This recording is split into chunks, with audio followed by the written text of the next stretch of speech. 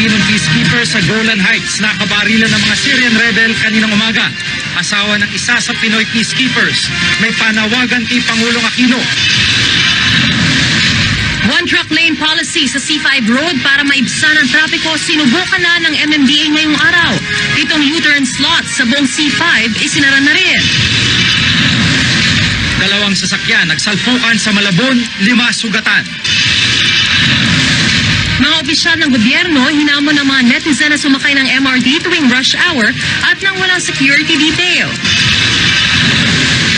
Filipino-Swiss race car driver Marlon Stockinger nagpakitang gila sa racetrack sa Bonifacio Global City. At Pangulo Aquino, best man ni Senador Cheese Escudero sa kaniyang kasal kay Heart Evangelista.